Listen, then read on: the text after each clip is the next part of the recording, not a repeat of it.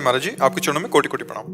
महाराज जी, क्या गृहस्थ नाम जापक जो होता है संसारिक प्रलोभनों से हमेशा बचना चाहिए? जैसे कि नया घर लेंगे, ऐसी अंदर इच्छा आती है, नई गाड़ी लेना है, तो इससे बच के गृहस्थ जीवन? नहीं, इसमें ये देखना है प्रवृत्ति मार्ग में हमारे पास जैसे धन है और हमें लगता है अब नया घर निर्माण करें, कर लीजिए, लेकिन कर्जा लेके करें, इस पर आप विचार कीजिए। या कोई हम घूस लेकर के बनाएं, कोई अधिकारी पद में है या ऐसा है, अधर्म के द्वारा प्राप्त किए हुए धन से तुम कभी सुख शांति प्राप्त नहीं कर सकते। यदि धर्म पूर्वक कमाया हुआ धन है और मन में आता है कि परिवार के सुख के लिए नया मकान ले देते हैं, ले लेना चाहिए।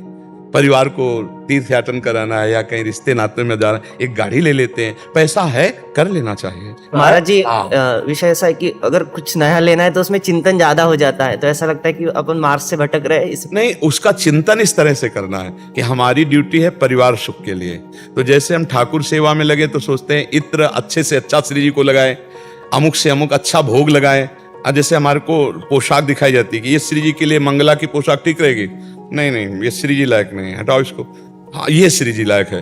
तो जैसे हम श्री जी के लिए अच्छी अच्छी वस्तुएं चयन करते हैं, तो ऐसे ही आपका पुत्र है, पत्नी है, माता है, पिता है, परिवार है, ये आपकी सेवा है, उनके सुख के लिए। आप अपने सुख की प्रधानता न रखें, उनके सुख की प्रधानता रख करके करें, तो ये भजन बन जाएगा, उनमें भगवान विराजमान। अगर हमारे पास बढ़िया घर है तो हम अपने परिवार को सुख दे सकते हैं, ये बुद्धि। लेकिन बेईमान और अधर्म भाव नहीं होना चाहिए कि हम बेईमानी से कमाकर अधर्म के भाव, ऐसा नहीं होना चाहिए। यदि हमारी सामर्थ्य है तो हम अपनी सामर्थ्य के अनुसार अपने परिवार को सुख दें और धर्म पूर्वक कमाएं, इसमें कोई भक्ति में बाधा नहीं।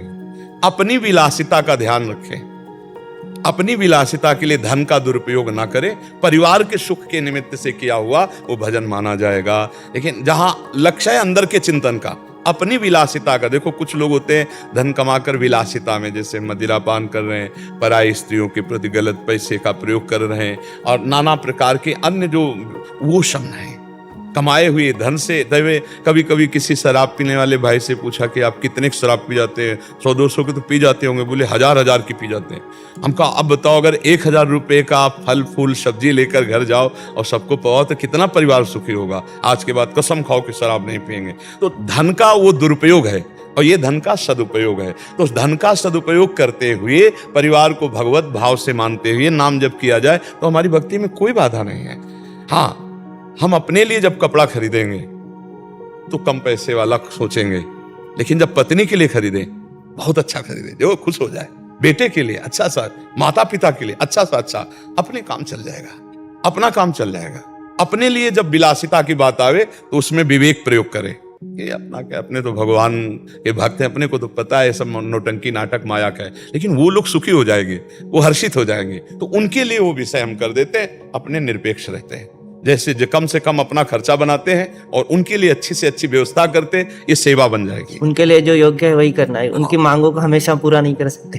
हाँ, मांगों की तो किसी की भी पूरा नहीं किया जा सकता, क्योंकि मांगे तो बहुत बड़ी है, बहुत बड़ी है। नहीं, मांगे तो बहुत बड़ी है। अगर एक सोने की जंजीर पहरा दो तो फिर हीरे का हार चाहिए तो मांग तो बढ़ती चली जाएगी। लेकिन जैसे मांग करने वाले हैं जो अपने प्रिय, देखो मांग करने वाले जो प्रियजन हैं उनके सामने अपनी परिस्थिति खोल के रखनी चाहिए, जिससे उनका द्वेष न बढ़ने पावे। कि अब जैसे माता पिता है वो जो मांग कर रहे हैं, पत्नी है जो मांग कर रही है, तो अगर उनके सामने आपकी परिस्थिति नहीं तो वो कहेंगे, पत्नी जो कहती है वो कर देता है और हम जो कहते हैं वो नहीं करता, या इनके माता पिता कहें तो कर देते हैं और जब हम कहें तो नहीं, तो आपस में द्वेष ना बने। अपनी परिस्थिति को खोल के रखे। विवेकी भक्त जन जो होते हैं वो छुपाव छल कपट नहीं करते। इतना महीना आता है, इतने में ये खर्चा होता है, इतना। अब आप बोलो हमारे पूज्य है माता पिता, उनका ऐसे, और आप तो हमारी प्राण हो, आप हमारी अर्धांगिनी हो, आपको क्या छुपाव है। एक दैन्यता और प्रियता में किसी को भी बस में किया जा सकता है, और अगर विवेक नहीं है तो फिर बहुत कलह और शांति गृहस्थी में हो जाती है।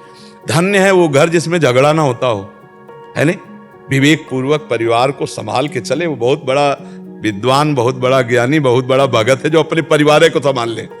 देखो संत भगवान के बल से समाज को संभाल देते हैं। आपके परिवार में 4-6 लोग होंगे, तो आपकी भक्ति इतना तो रंग लावे कि 6 लोगों में प्रेम पैदा कर दे, 6 लोगों में शांति रहे, 6 लोगों में झगड़ा न रहे। संतों को तो देखो लाखों में झगड़ा नहीं होने देते, लाखों में अशांति नहीं होने देते। ऐसी भक्ति का तो आप ऐसी भक्ति करें कि आपका परिवार शांत रहे, झगड़ा न करे, प्रसन्न रहे, उचित धर्म की कमाई से उचित कामनाओं की पूर्ति करते हुए उनमें भगवत भाव करते हुए आप भगवान को प्राप्त हो सकते हो। भगवत प्राप्ति कोई कठिन कार्य नहीं है। कठिन कार्य है गंदे आचरणों को छोड़ पाना। जब उनको नहीं छोड़ पाते तो कह देते भगवत प्राप्ति बड़ी कठिन है। गंदे आचरण छोड़ दो, सहज जीवन में भगवत प्राप्ति हो जाएगी। नाथ सकल संपदा तुम्हारी, मैं सेवक समेत सुतनारी, नाम जब भगवत प्राप्ति पक्की। तो आप समझ पा रहे जी। दीपक मिश्र जी इंदौर से। राधे राधे महाराज जी, आपके चरणों में दंडवत प्रणाम। महाराज जी, मैं पिछले 1 वर्ष से यूट्यूब के माध्यम से आपसे जुड़ा हूं। तब से नित्य आपके एकांतिक वार्तालाप एवं सत्संग का श्रवण करता हूं। आपसे भगवान नाम जप की महिमा सुनकर पिछले 1 वर्ष से प्रभु श्री राम जी के नाम का अधिक से अधिक जप करने का प्रयत्न कर रहा हूं। महाराज जी, मेरा प्रश्न है कि गुरुदेव भगवान की नाम जप में निरंतरता एवं प्रभु के नाम में प्रियता क्यों नहीं हो रही? कृपया उचित मार्गदर्शन करें। देखो, प्रभु के नाम में प्रियता इसलिए नहीं हो रही कि भोगों में कहीं ना कहीं हमारी सुख बुद्धि बराबर बनी रही पीछे से। अब भी अंदर से देखो, सुन सुना के हमें लगता है कि भगवान के नाम से हमारा कल्याण हो जाएगा, हमारी कामनाओं की पूर्ति होगी, लेकिन नाम का कोई स्वाद नहीं है, नाम का कोई आनंद भी नहीं है। और भोगों का आनंद मन अनुभव कर चुका है, उसके लिए किसी के प्रमाण की जरूरत नहीं।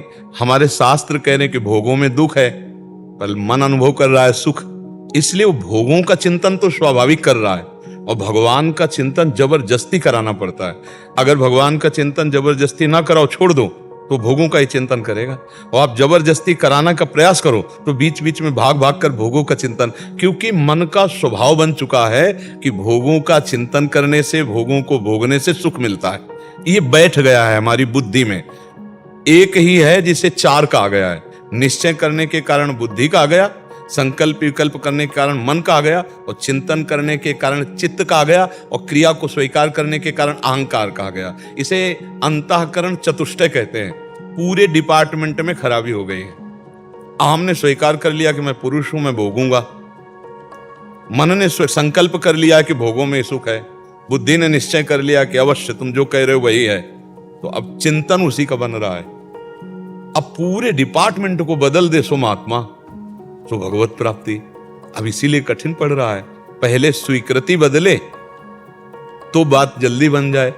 स्वीकृति बन गई है कि जैसे मैं पुरुष हूं, तो पुरुष शरीर है ना कि मैं। जो मैं तत्व है वो न जाने कितनी योनियों में भ्रमण करते हुए चला आ रहा है। ऐसे इस योनि में आए, ये भी शरीर छूट जाएगा, अगला फिर शरीर आएगा, फिर शरीर को मैं मान लेगा, बार बार जन्म, बार बार मरण। तो स्वीकृति एक बार ये हो जाए कि शरीर मैं नहीं हूं, ये शरीर मुझे प्रयोग के लिए मिला है।